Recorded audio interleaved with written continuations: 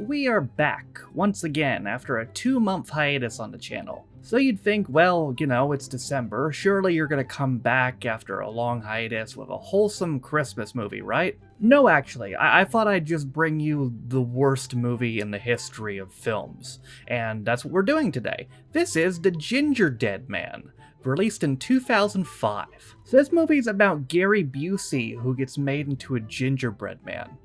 That's really what it's about. I'm not kidding. This movie was directed by Charles Band, who, as a joke, offered Busey $25,000 to star in this film.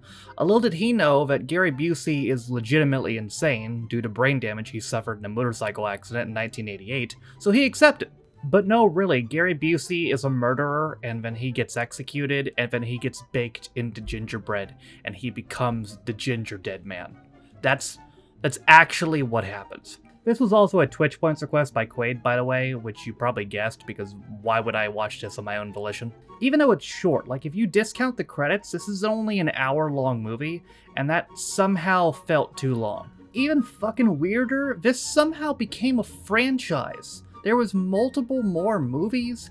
The Gingerdead Man became a recurring character in the Evil Bong films. Don't even get me started on that. It had a comic book series? Like, I don't know how some random ass direct-to-DVD movie from 2005 came into all that, but it did. So good job, Gary Busey, I guess.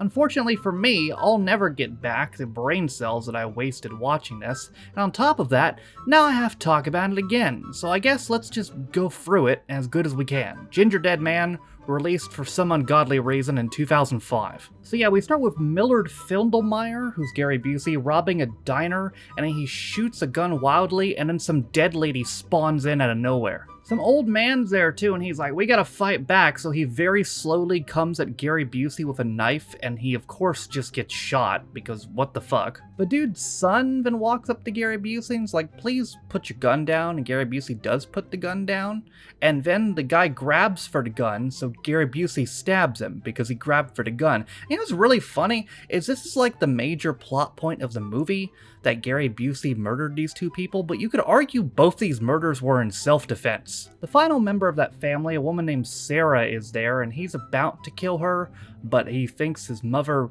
would want him to, but also he doesn't want to, so he just kind of shoots her, but doesn't kill her, and then he runs away because the cops are coming. And then there's a 3-minute opening credit scene. If you take out this scene, there's literally only like 57 minutes of movie. So anyway, sometime later, Sarah works at a bakery with her drunk mother Betty, her eccentric friend Brick, who really likes to wrestling, and her lazy friend Julia. So Sarah gets a delivery at the door from a random hooded figure who looks like the bad guy from Halloween 5, and it's a box that very obviously looks like ashes.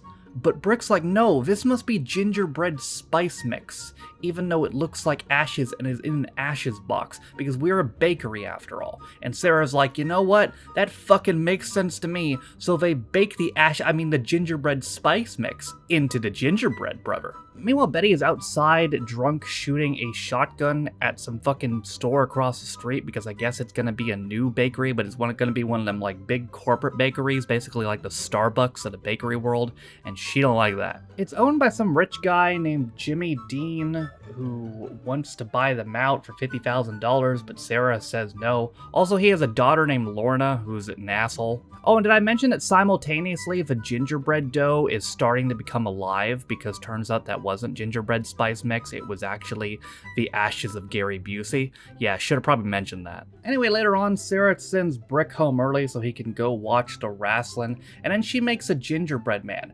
Just one. A single gingerbread man. She wastes all that fucking dough on one gingerbread man.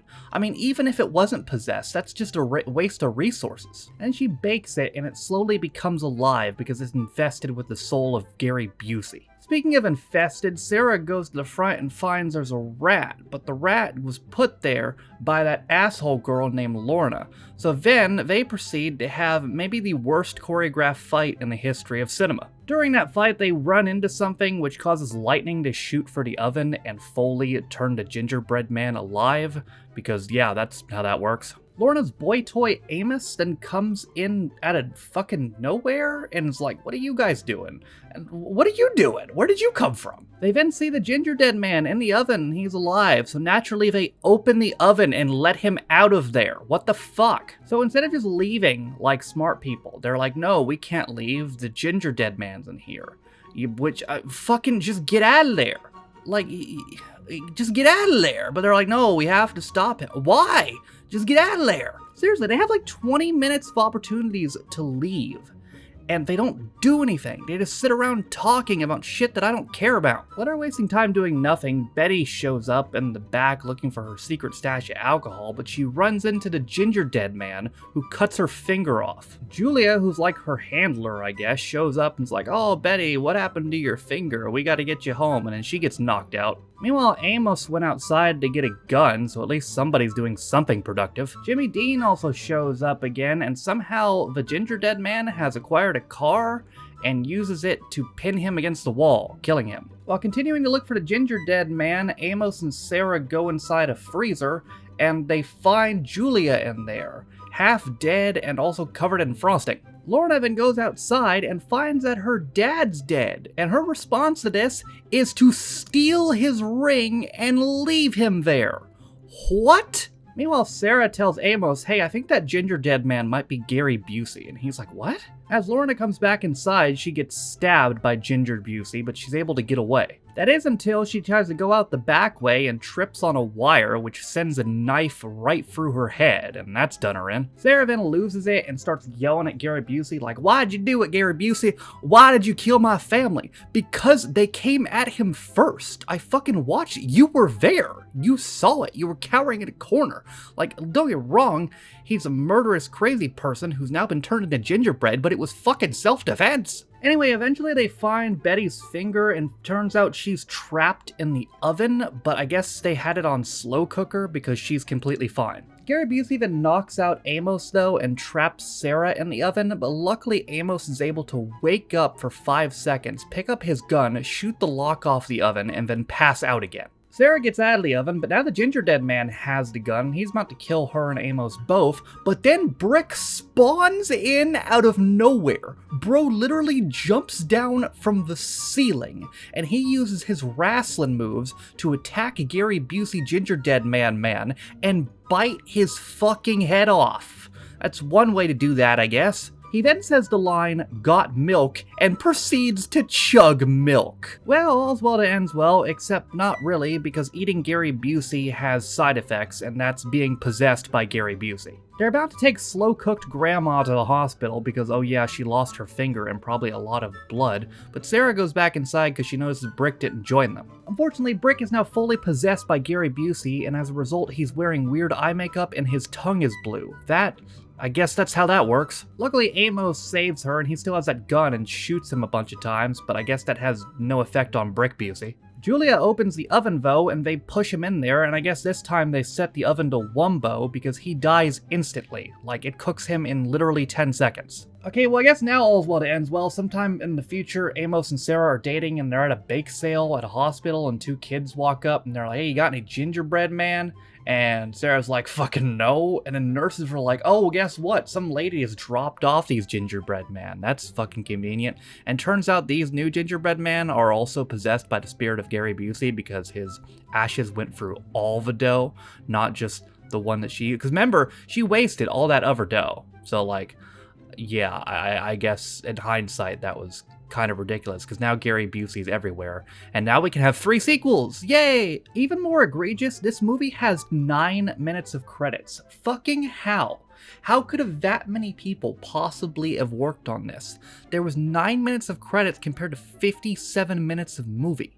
Like, did they even have money to pay anybody else after they gave Gary Busey $25,000? But safe to say this is the worst goddamn thing I've ever seen. Gary Busey turned into a gingerbread man, had enough time to plant traps and stuff around because the main characters fucking didn't do anything for 20 minutes, but also he wasn't, you know, very resourceful or a good maniac, I guess, because he just allowed himself to be pushed into a fucking oven and then quick roasted.